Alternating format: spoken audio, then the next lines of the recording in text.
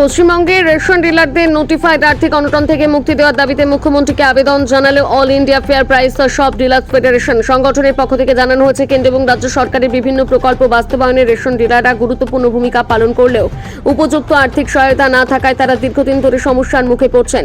সংগঠনের দাবি, কমিশন এবং বিভিন্ন ভাতার পরিমাণ বাড়াতে হবে এবং অতিরিক্ত মার্জিন ও টাইড ওভার অ্যালোকেশনের সঠিক হিসেব নিশ্চিত করতে হবে। রেশন ডিলারদের বক্তব্য, বর্তমান পরিস্থিতিতে অনেকেই চরম আর্থিক সংকটে রয়েছেন, তাই দ্রুত প্রশাসনিক হস্তক্ষেপ করে সমস্যার সমাধান করতে হবে।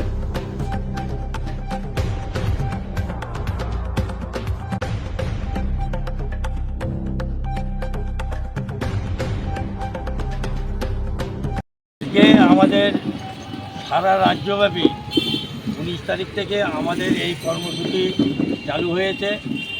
আমরা রাজ্য কমিটির নির্দেশে প্রত্যেকটা জেলা থেকে আমরা গণ ডেপুটেশন রেশন ডিলাররা দিতে চলেছি এবং আমাদের দক্ষিণ দিনাজপুর জেলার পক্ষ থেকে আজকে আমাদের অল ইন্ডিয়া ডিলার ফেডারেশন দক্ষিণ দিনাজপুরের ডিএম সাহেবের নিকট আমরা ডেপুটেশন দেব।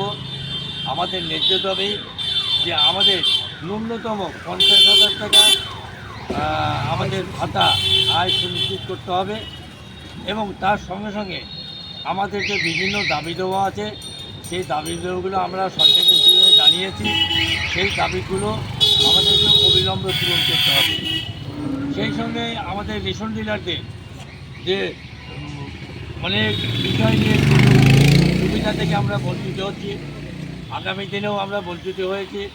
বর্তমানে আমাদের যে রেশন ব্যবস্থা, এই ব্যবস্থা এইভাবে চললে আমরা রেশন ডিলাররা চলতে পারবো না, যার জন্য বহু ডিলার তাদের আত্মগতিও বাধ্য হয়েছে, তারা প্রাণ দিয়েছেন।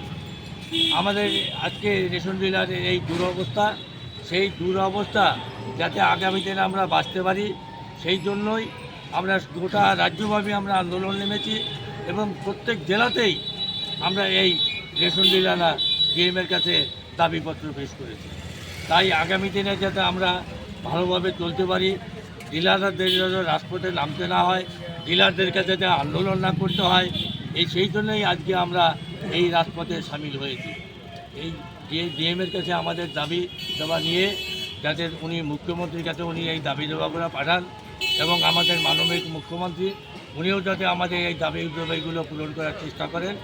আমরা তাহলেই আগামী দিনের ডিলারটা আমরা বাঁচতে পারবো এবং এই গণবন্টন ব্যবস্থাকে কী করে টিকিয়ে রাখতে হয় আমাদের রেশন ডিলাররা জানে এবং এই গণবন্টন ব্যবস্থা সম্বন্ধে আমাদের খুব ভালো অভিজ্ঞতা আছে। আমার রেশন ডিলাররা খুব ভালোভাবে এই গণবন্টন ব্যবস্থা চালিয়ে যাচ্ছে। কয় দফা দাবি আছে? আমাদের আজকে দাবি আছে 7 দফা।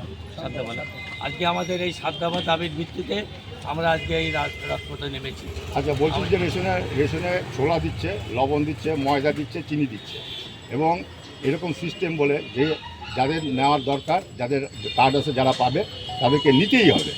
সে যদি না বলবে যে না নেবো না, তা নাকি হচ্ছে না, তাকে জোর জবরদস্তি দিচ্ছেন। এটা কেন হচ্ছে? এরকম ব্যাপার না, আমাদের যেটা নিয়ম ঈদ উপলক্ষে এবং শুধু ঈদের জন্য নয়, সাধারণ গ্রাহক যারা আছে তেইশ এবং অন্তর্দয় রেশন কার্ড, তারা প্রত্যেকেই চিনি পাবেন, ছোলা পাবেন এবং ময়দা পাবেন। যদি কেউ বলে আমি ছোলা নিব না, ময়দা নিব বা ময়দা নেব না, চিনি নিব, আমার রেশন ডিলাররা যেভাবে গ্রাহকদের সঙ্গে সহযোগিতা করার প্রয়োজন, তাদেরকে কেউ ছোলা নিচ্ছে না তো চিনি নেবেন, আমরা চিনি দিচ্ছি, কেউ ময়দা নেবেন না তো ছোলা নেবেন, আমরা ছোলা দিচ্ছি।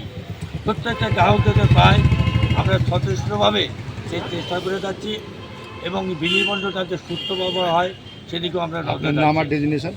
একটি জিনিস আমাদের একটু অসুবিধা আছে, এই চিনি, ময়দা, ছোলা সবাই রেশন কার্ডধারীরা সবাই পান না, কিন্তু এইটা সবাই রেশন কার্ডধারীরা তো জানেন না, যার জন্য কিছু অসুবিধা হয় যে আমি পেলাম না। RKS-1 বা RKS-2 এই কার্ডধারী যারা আছেন তারা এই আওতাও করেন না। আপনার নাম? কেন্দ্রীয় সরকারের যে রেশন কার্ড আছেন, গ্রাহকরা আছেন, তারাই এটা পান। আপনার নাম?